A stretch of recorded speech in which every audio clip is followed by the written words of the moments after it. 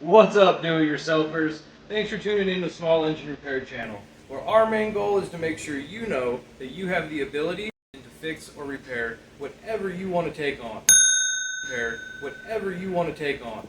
What's up, everybody? Welcome back to Small Engine Repair Channel. Today we begin resurrection on this old Honda Trail CT90, a vintage Honda that hasn't ran in years. Oh, look at, we got another one back there. I wonder if it's gonna come out right around Christmas. But since this one's orange, I figured with the fall colors, it would be great for a little fall episode series. We'll save the other pretty looking one for Santa time. All right, we're gonna start with a leak down test, which verifies compression, or it tells us if the cylinder rings and valves are sealing properly. We're going to do this basically before we chase any spark or fuel issues that this thing is probably guaranteed to have, just by looking at it, which we'll go over later. This gauge will give us a good, strong reading, which is always a promising sign in an older engine like this. And as shown here in just a second, we're gonna have some leak by in this thing. But I hook my hose up here. I make sure that my hose is tight in the cylinder head to make sure it's not leaking any there. We hook some air pressure up, and we're gonna see what it actually will have for leak by here. So what I'm gonna do is I'm gonna turn, or basically hand spin the engine over, and we are going to see if this thing's got any leak by or not. And you can see my gauge, or that needle, should be in the green right there, and it's way off. So with compression showing questionable, we are going to move on to valve clearance and just inspection. But keep in mind, this thing could have a compression release, but even due to its age, I want to verify the valve clearance and condition, and just to make sure everything kind of looks okay inside the engine. I've seen these things where guys don't know what kind of oil to run, and they basically will just go to sludge. And so I want to look inside this thing anyways. Even though the engine oil, I will admit I checked, and we're going to move on to that later, but it did look okay. So we're going to move on to valve inspection and valve clearance here. We're going to start by removing the valve caps, and like I said, with compression showing questionable, we're going to move on and set these things and set the valves to factory spec and clearance, or clearance, whichever you want to use, to make sure the top end is breathing right and is ready for ignition testing. Basically, if you don't have a solid bottom end, you aren't going to have a good top end. So, or you can have all spark in the world, it's not going to run. I'm going to show you two ways on how to check valve clearance here. You can see I showed the intake valve there. The first way is to make sure the valve is compressed down. You can see where I just showed the intake valve was down. If you've ever looked at a camshaft before, and even if you haven't, that's okay. But the way it's designed, basically, if one valve is down, the other one has to be fully closed. If both valves are open, it's pretty easy to tell, but if you notice one valve is closed and the other one is open, basically, or compressed down with the rocker arm, you know the other one's fully closed. The other recommended way is to make sure the piston is at TDC, or top dead center, but basically I am wiggling the rocker arms with my fingertips, and I'm going to set these to actual proper spec here, which you can see I put the clearance in the screen there, but I've manually felt enough of these to where the exhaust was feeling questionable to me, and that's why I actually used a gauge. But not to brag, I've been doing this long enough, and I have felt enough rocker arms to where I don't necessarily have to use a feeler gauge anymore. So let's go ahead, and this one was in spec, it was just right there. Let's put these caps back on, and let's move on to electrical. As you can see here, we have some hokey wiring happening. We have wiring patched together, we have wiring in the battery box touching, and it's kind of hard to see, so I'll pan in here. But if you have any of these wires that are touching, or any old insulation, it's not going to allow spark to this spark plug. So it's worth testing every leading connection if you're not having spark, just to make sure. These 90s require a full battery in order to operate and to have proper spark. And so we as you can see here, we're going to test this battery in a minute with a simple voltage meter. But after we unhooked all the finagling wiring that we had, this thing is not going to test very good at all. But as you can see, this thing does not have factory wiring whatsoever. This thing has been spliced over and over again with different connectors, which can definitely lead to spark issues. So we're going to make sure the tail light is hooked and not directly to the battery, how the guy who had it before us had it. So let's unhook that. And then let's look at our other wiring here, and let's hook the tail light to the proper spot, the brake foot switch, where it's supposed to go. Also, we won't leave this here later. Black Rifle Coffee, not paid by him, but boy, those things work really well. But yeah, we're gonna check the battery here. I know I mentioned it already. I have a simple voltage meter here. I'm just gonna hook positive to the red lead. I'm gonna hook black to the negative lead. And if this battery tests worth anything at all, it should show some voltage. And as you guys can see right about any second here, as soon as I get my clamps on here, boom. We test 0.1 volt in this battery. I hit the range even just to verify that this battery is shit or crap. Sorry for cussing, but either way, this battery's junk. So I did already order a new battery. I hooked it up to my meter just to verify it was good. As you guys can see, 6.5 volts. We are golden. I'm gonna pan here to see, or you guys can see how I got it hooked up just to verify. And then we are going to start putting this new battery in. So let's unhook the voltmeter just to get some wires out of the way. There's one thing I hate is a cluttered work area. So let's move on to battery installation. These things are a tight fit, and I didn't pan in here because it made for a real crappy angle here, but I fixed the wiring that was in there to make sure it wasn't touching the metal battery box or anything in there. But any 90 I've ever worked on, the wiring inside these boxes is very tight. You have to make sure it's all concealed and all the rubbers are over everything, just to make sure just to make sure that you're not gonna pop a fuse. Basically, these things are a 6-volt system. There's 2 inline fuses, and if they touch metal at all, they will pop. So, and the way these batteries are held in, there's not a tie down or anything. It just kind of, it latches in the bottom of the frame, the holder here, and then the bolt holds the ground wire of the battery and also the battery holder itself, to where it's an all-in-one deal there. A lot of them have a plastic cover that goes over this as well. As a matter of fact, the red one that you guys saw in the background earlier does have all the factory plastics, and we will be going over that one in a future video. So if you're real into original or OEM pristine stuff, stay tuned for that one. But this part here isn't too extravagant, guys. We're just putting the battery in basically and making sure it's not going to come out. I'm going to tuck the wiring back in as much as possible. Fun fact about this bike, it is used as an elk hunting transport machine. Yeah, if you have questions on that, leave it in the comments. We can go on about it more. So we're going to tuck the wiring in here, and boom, let's verify that we have spark. And thanks for watching, guys. Stay tuned for next week. We're going to go through the complete fuel system and tire repair. Like I said, this thing's been sitting for a while. Have a great one, guys. Don't forget to like and subscribe. Welcome back to part 2 of our vintage Honda CT90 restoration on Small Engine Repair channel. Thanks for tuning in this week, guys. Last week we brought the ignition system back. We brought the cylinder head, or basically made sure all our internals were good, and set valve lash. And in this week's episode, we are going to go over the cardiovascular system, or what I call this machine for fuel delivery, give us some fresh oil, and basically make it ready for the elk season that it's going to endure here soon. We're going to set up for a nice, easy DIY things that you guys can take with you, and we're going to start here by removing the intake for this carburetor. We have 2 nuts, giggity, that are holding on the intake manifold, the carburetor to the intake manifold. We'll remove those, then we will go ahead and these can be a little bit weird to get into, so don't be alarmed here how long it takes me. But then we're going to move to the throttle cable removal, which you will see right on the top side of the carburetor there. And this thing has not ran for years. Stay tuned to the very end for the first startup in years that this thing will actually run. So as you can see, we removed the throttle cable there, removed the intake boot, and yeah, we're just going to keep going and removing this carburetor assembly.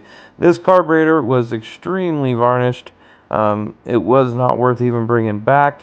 We move here to removing the fuel lines, which actually weren't too bad in this old vintage Honda that we made run again. But the lines, as you can see here, I just used some needle nose pliers, pry right between the carb base and the barb fitting as close to the carb as you can, and then boom, wedge right off. We're going to do this with both lines. One's a reserve line, one's the main line. Don't be alarmed, guys. I do use a fuel block here to block the lines off, and we did drain the tank as well. So once I got this carburetor over here, I'm going to apologize in advance for my newbie YouTube footage that I didn't get of the internals of this carburetor. But trust me, it was worse than any Pirates of the Caribbean monsters you have seen before. The needle seat was completely shot. The float was broken. As you guys can see here, there's varnishment everywhere inside the actual Ventura and the fuel inlet.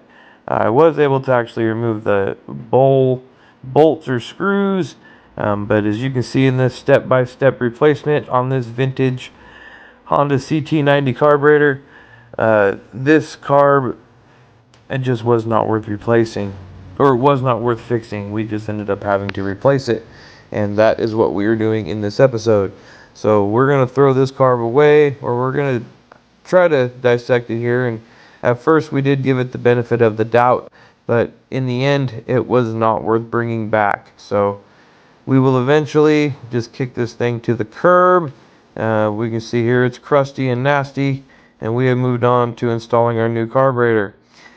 We did not get any good clips of deboxing the carburetor. I will work on that for next episode. If that's something you're into, leave a comment down below and I'll make sure I do better. If you guys like these quick tutorials, leave that in the comments down below and I'll make sure I keep doing what we're doing. So we're putting this thing on the exact same way we took it off. Putting these little 10mm nuts on the studs that basically go through the intake manifold base. Make sure you get your O-ring in between the carburetor and the intake manifold. It is grooved in the carburetor for how it indents in and fits. If you don't get this in there, the bike will not run right, will not idle right, etc., as it will have an intake leak. So make sure you get your gaskets in there, guys. This is all aluminum stuff. You can see we don't really tighten stuff super tight. This isn't a strongman contest or anything. And yeah, make sure you stay tuned for a little bit longer here, guys, as after our first startup and warm up, we are going to do an easy oil change that anyone can do at home on one of these things. I feel pretty easy. So yeah, use the nut driver here to get in there a little easier. As you can see, the other carburetor had studs. This one actually had bolts. I misspoke a few minutes ago. Made sure the choke linkage here was working properly, not hanging up or anything. I have had a few of these aftermarket carburetors where the choke linkage hangs up. No big deal if it does. We'll go over that in a different episode. We're just keep on assembling here. So we did have to put a new throttle slide, or the throttle slide that the new carburetor came with, on. And the way to do this is basically remove the old cable out of the slide. Once again, sorry for the newbie footage, guys. We are working on it, but if you have questions on how this works, let me know down below, but it's kind of self-explanatory. Cable fits into the slide just like that. You can see I'm holding the throttle spring with my thumb. That can be a tricky process, but we've done enough here to where hopefully I just demonstrated on how you can do that. I know it can be difficult, and I probably made that look way easier than it is. But yeah, keep on trying if you keep throwing that spring across your shop. So we're just going to put the throttle cable down onto the carburetor here, and we're going to pan out. And now that we got our carburetor hooked back up, our fuel lines hooked back up, let's see if this thing's going to start up, guys. So we are actually going to make some raw noise here in just a minute, and I'll shut up and let you guys actually hear this thing. And what I was doing here was testing that throttle cable and throttle slide that we're about to degum here in a minute. And yes, the throttle was sticking on this, which if you don't want to stick in throttle. That's just an unsafe thing if you're going to go ride, especially if you're going to have kids or anybody not experienced ride one of these things. You don't want to stick in throttle, just an unsafe situation. So we're going to move on now that we got the bike warmed up. You always want to warm one up before draining your oil. Get real strong and pull our drain plug here. I believe this one was a 17 millimeter. Pardon me if I'm wrong on that, but I drain so much oil every day. Could be a little incorrect, but as you can see, this stuff looks like diesel oil. It definitely needed to be drained. Right next to it there is a secondary drain plug where I drained the little bit of residual out of that as well. Wasn't much in there. And now we're going to move on to drain bolt installation. Make sure your gaskets are on your drain plugs, guys. If not, you will come out and there will be oil residual on your floor in your shop, and then you'll go for a ride and your bike will run out of oil. So I'm gonna go ahead and go back to episode 1 and make sure that my valve caps are tight so we're not leaking any oil out of those. We're gonna do some cleanup, put some tools away here, and then it is back to work. Basically putting the oil drain plugs back in this thing, but I want all the oil to drain out of this as possible. This thing's probably not going to get new oil in it for a while. I know the owner, he's a great guy. He loves doing maintenance, but he also likes to ride his stuff a lot. So while the oil is draining here, we're going to go ahead and move up to the throttle slide and cable cleaning. So this is a trick here that I found worked on these bikes at first. I have taken these completely apart over the years and worked them over, and I think we'll might end up having to do that on the red one that we're going to go over around Christmas time. The hint teaser in that was also in episode 1, but as you can see here, I'm just taking a little bit of brake clean, which breaks up the old grease and gum inside that throttle slide. These things work as a cam operation basically. There's a little groove and that whole thing slides on the handlebar, which pulls the cable horizontally or basically upward, and that's what works your throttle. So when these things get lubed up with grease and cable lube over the years, that gets sticky when dust collects in there, and this brake clean cleans it up and works it out. So as you guys can see here, I'm just brake cleaning and working that brake clean in there, and eventually this one I did get lucky with and did not have to take it apart, and it was returning as it should. So we're going to go on to final cover installation here, guys. I do know I did not put oil in it. We were going to save that for episode 3. We're not going to start it up anymore this episode either. Don't be worried about that. So I don't need anybody letting me know you forgot to put oil in it. That will be in episode 3. These covers, guys, if you have an original one, it's brittle. I can almost guarantee it. Every 90 I've ever worked on, which has been in the hundreds now, these covers are brittle, so you have to be very gentle with them. Don't pry, don't budge, just pretend that it is a very fragile piece of glass and work it very easily and slowly, unless you don't care about it and want to spiderweb and grenade it everywhere. As you guys can see in the screen here, this one's already broke. There's not much we can do about it. This CT90's been sitting for a while, and there's not much this old Honda that we're bringing back to life has left as far as the cover life left. This cover is in about as worse shape as it can be as far as being a cover and actually able to put back on. But as you guys can see here, I'm just slowly working it over the frame, slowly working it over the key slot, and getting it down to all of the applicable bolt holes to where I can hold it on and not get it any more broken than it already is. And I'm sorry to stress this so much, but over and over and over again, we see these covers come in and they're broken, and it's almost sad to me with how good a condition these motorcycles typically are. As you guys are going to see in the red one we do later on in December, the early models didn't have this cover. The airbox and everything was completely mounted different, and in my opinion, that design was pretty sleek and a lot better, but this design wasn't bad. It's just these covers are pretty darn weak. So we are going to work up here, guys, and basically move on to a little bit of panning of what we're going to go on to next week and add some fuel before startup. Yes, don't worry, we're not going to start it up, but I want to check for fuel leaks here just to make sure it's not leaking at all. We probably should have checked that before, but yeah, these clips are just a tad bit out of order, but we are basically checking for leaks here and making sure that everything is dry and that we have zero fire hazards or anything else that will take place or could potentially take place when we go ride this thing here next week. So thanks for watching, guys. We appreciate you. Next week we're gonna go do a lever replacement. We're gonna add engine oil. We're gonna put a brand new inner tube in it, and we're gonna take this thing for some rides. Thanks again. Don't forget to like and subscribe. Alright, welcome back to episode 3 of this vintage motorcycle restoration of a Honda CT90. We're going to recap some clips from the previous 2 episodes of this classic bike rebuild, and we're going to drain some oil, kind of show us bringing it back to life here. We put a brand new carburetor on this old vintage Honda, but kept the patina as it is being used as an elk hunting unit. So yeah, if you got questions about that, leave it in the comments. We're going to start here, guys, by installing our drain plug.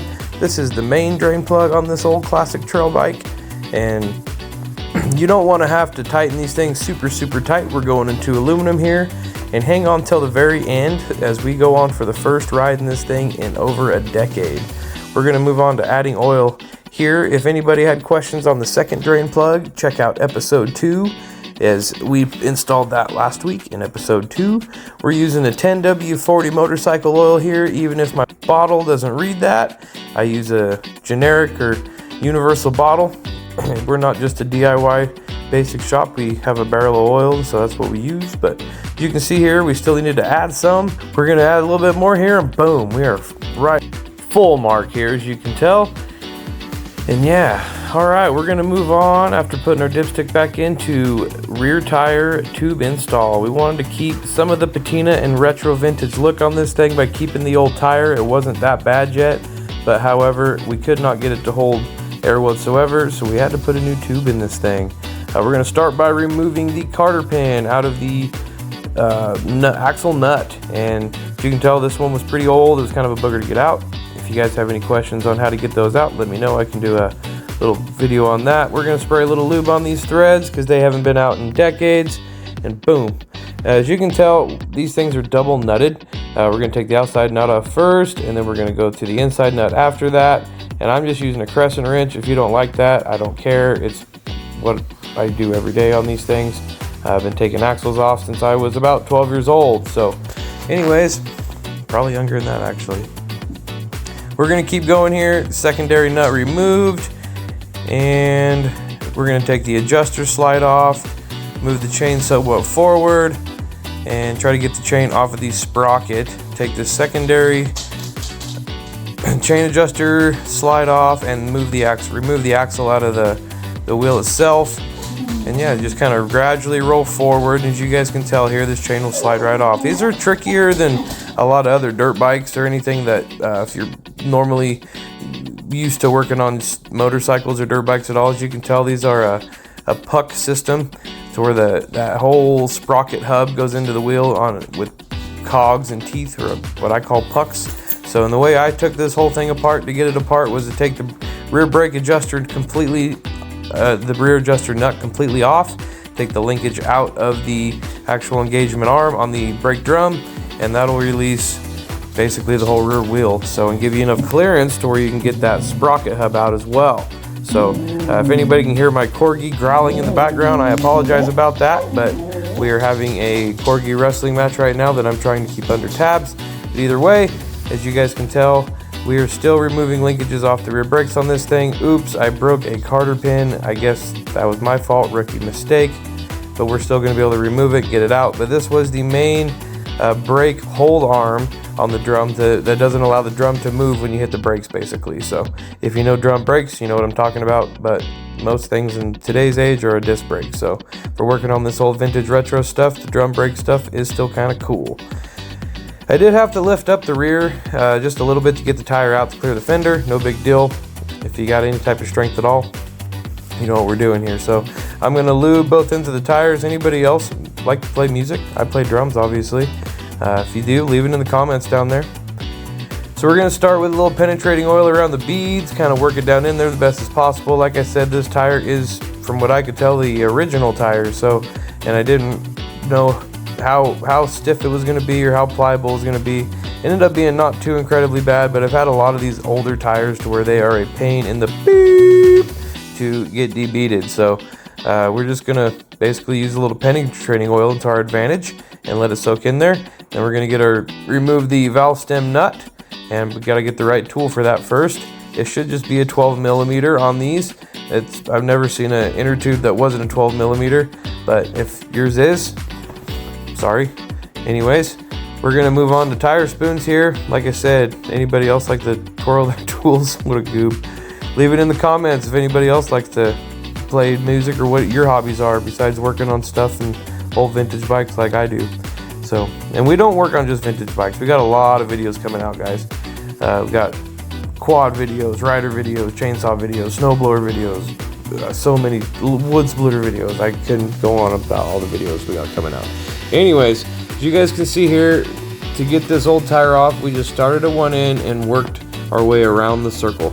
If you notice in the very beginning, I used both spoons at first, and I held one spoon down and used the other one as my workaround, basically. If you let both out, a lot of times it'll let the bead back in and just becomes a pain, and I just get one lip or one bead above the rim, and then it's time to pull the tube out.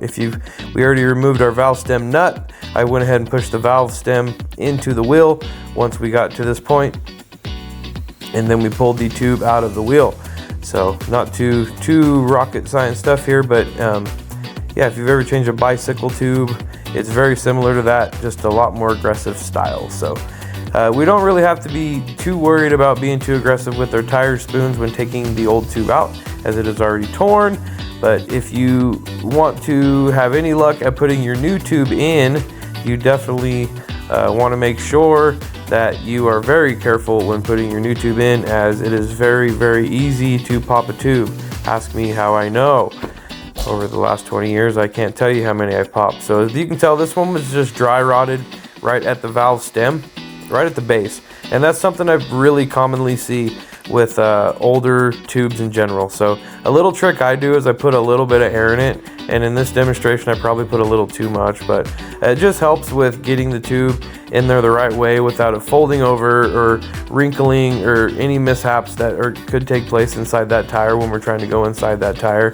And we don't want it to roll over on itself or pinch or anything. So there's nothing more frustrating to me anyways than putting a brand new tube in an old tire and basically getting it all beaded and whatnot, and putting air in for the first time and it hissing at you like a cat. So that makes me really, really angry when that happens. Anyways, we're checking the wheel for any type of defects here, making sure no spokes are poking through or anything else. And yeah, it didn't look like anything really crucial was here. I'm also feeling, as you can tell with that gesture I just made with my hand on the inside of the tire, I'm feeling for any thorns or screws or anything that I could have missed that could potentially pop this brand new inner tube that we're about to put in. So I'm gonna try to line up my valve stem with the hole on the rim, as you guys can tell, as I pointed out there, and we're just gonna start working our tube inside the tire here. One thing I am careful about here is I'm working the tube on the other side of the wheel. I'm trying not to allow any inner tube between the tire surface and the wheel surface. I want that inner tube all the way in the wheel valley is what I call it. So if you got another term for it, leave it down in the comments. Notice I'm trying to get those comments up lately, guys. Anyway, working on the valve stem, getting it through the valve stem hole here in the wheel. No big deal, we got it through there. We're gonna put the nut on now so I don't have to worry about that thing coming back out and trying to fish it through later. That is a very frustrating task as well, ask me how I know. Alright, so I probably should have put a little more penetrating oil on this before I started, but we're gonna go ahead and start here. And this can be a tedious process, especially on an older tire, but with tire spoons, you just have to make sure you're getting just the edge of the spoon in. You guys have to pardon me, a customer called there, so we had to move this to another table actually.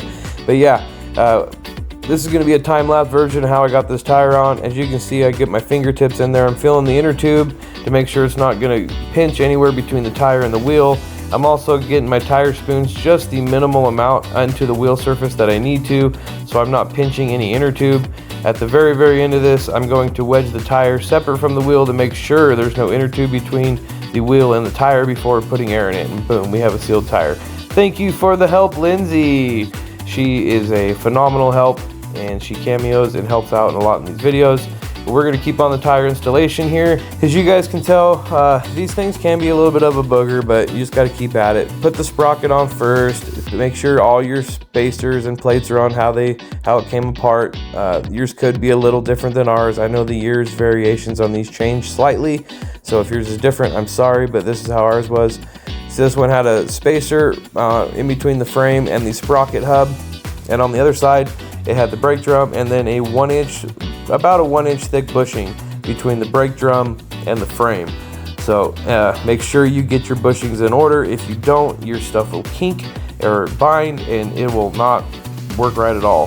So the key way to tell this too is it won't go together right, first off, but second off, your chain will look very cockeyed if your bushings are off. So you can see here I greased up the axle just a little bit. I wanted to go ahead and start working the chain around slightly. Went ahead and put my secondary nut on there just to kind of hold the sprocket hub in, and we're going to start sliding the axle actually into the wheel itself here. I figured I should be a better YouTuber and get you guys a better angle on what we're doing here. So hopefully you guys enjoyed that. If you like the other angle, let me know. Or if there's anything you guys think we can improve on these videos that you'd like to see more, let me know. But as you can see here, we're going to start working the axle into the actual rear wheel. This can be kind of a struggle, especially with this style of bike, but this is a tight fit and you just got to work it. Be nice and patient with it, and make sure it gets through all the bushings correctly in the brake drum, and if you have seals you're working through or anything else, wheel spacers, you know, depending on what you're working on. But you can see our spacers in there now. I didn't get a good shot of getting it in there, sorry guys, but we're going to go ahead and get the adjuster slide on there now. But go ahead and put the nut on so that stuff can't move too much while we're finishing up the brake linkage installation and whatnot here. And I'm not going to tighten this thing up super tight yet, and the reason is because stuff's still got to move. I want to adjust this chain, I want to get the brake linkage in, and so we're just going to kind of finger tight it, not super tight yet, but we will put a final oomph on this thing at the very end after we get everything assembled here. So we are going to move on now to making sure we get all of our stuff kind of correctly installed. I don't want to get everything tightened or start tightening anything or assemble anything more and have stuff that I have to go back on. So I want to make sure that nut and that groove is all in there perfectly, and if I can get this chain slide in there and hold in there to not move as well, because this will help keep your wheel straight if you can get your chain adjusters in there without it moving. So this one ended up being a little bit problematic, if I recall. So ended up moving to the other side and putting the brake linkage together next. Stay tuned for that. And also make sure you guys do stay tuned to the very end of this video. As I've mentioned earlier, we're going to take this thing for a spin for the first time, and I'm going to say probably over 20 years that it's actually been ridden. So I moved over to the other side here, and basically what happened here, guys, is I didn't have the bushing in correct, and I would take my own advice. We took it apart and put the nut back on. Also, washer sequence was a little different than how I took it, or remember taking it apart, so we put the washer sequence on there too. So moving on to brake linkage installation here, we have the roller pin in there. We're going to put our main brake arm linkage arm into that, and then I'm just going to tighten it to where basically I remembered it being. If you guys paid attention to when I spun it off, it wasn't too incredibly tight on there at all, but when you're taking these things apart, if you can kind of pay attention to how many threads you got sticking out, or sometimes you can even mark it with a marker, that way you know where to put it back. But that I just counted about, I don't know, 5 to 7 threads, and we called her good. The other thing was, I didn't know if these brakes were even going to be an adjustment, being as how long this thing sat, and so I had a hunch we were going to be doing some brake adjustments anyways, so I wasn't too worried about where exactly it needed to be. So we're going to hook the locking bolt up here to the drum, see if we can zoom in a little better, actually get you guys a better vantage point of how that works here. And it goes through the back of the hub, through the lock arm, and then just a nut on it. Nothing too crucial here, but as mentioned before, what this does is it locks the drum in the wheel from spinning, so when you hit your brakes, the whole drum doesn't actually, or the inner piece of the brake doesn't spin. when you hit your brakes, and it actually, you know, is what locks, and that'll, once your brake pads expand and it's not spinning, that's what stops your rear wheel. So now that we have all the brake stuff and everything kind of assembled, I'm going to put the final kibosh and tighten on this nut. The last thing I don't think I got in the video clip here was actually putting the carter pin in this thing, and we want to make sure you do get your carter pin in this thing, is if you're going trail riding and you lose one of these nuts, the other one can come off pretty darn easily, and yeah, it's no bueno at that point as your rear wheel falls off the bike. So not good. So we're gonna move on to the last and final thing here, guys. Brake lever installation. I know this is probably one of the most boring parts of this video, but maybe not if you need to know how to do this. So this is a 10mm pin bolt that goes through the main thing. As you can see, this lever here was broken. There is a slot in the top of the lever that lets the eyelet of the cable release. You just turn it and boom, there we go. This wasn't the exact same lever, but it sure worked. And yeah, I believe this was off a Yamaha or something, I can't recall, but I do like to put a little grease on the pin on these things. Sorry, got behind the text there. Editing failure and hashtag mechanic/YouTube newbie live. Anyways, pin through the lever. We're gonna go down there and put the lock nut on the bottom. Not super difficult stuff here. There's not an adjuster really or anything on the top side of these, and once it's in there, that's the front brake lever, guys. So all right, it's the time we've all been waiting for. First fire of this thing. Well, not first fire, but first ride, that's for sure. You can see we had a little carbon buildup on her. She had to clean out. She was smoking pretty good at first. And I'll be quiet here as we're gonna take this old vintage Honda for a ride, and I kind of want you guys to be able to hear it. So I'll keep my blinders. I got that on video. That was the saddest sound. Angus is barking.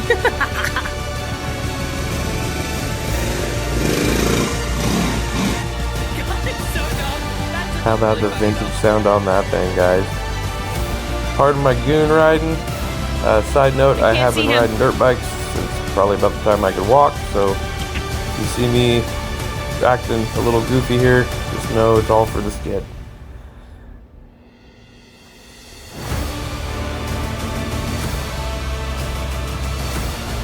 We sure appreciate you guys staying and watching this whole retro rebuild we did on this old Honda. It was sure fun bringing this old thing back to life. And yeah, there it is, guys. First ride on this thing in probably over 10-20 years. I know the guy that got it, that let us work on it, he said it was just found in a barn, and he paid a guy what he paid the guy, and it's been sitting for a long time. So look at the patina on this thing. All right, well, thanks again. Thanks for hanging out with us. Don't forget to like and subscribe.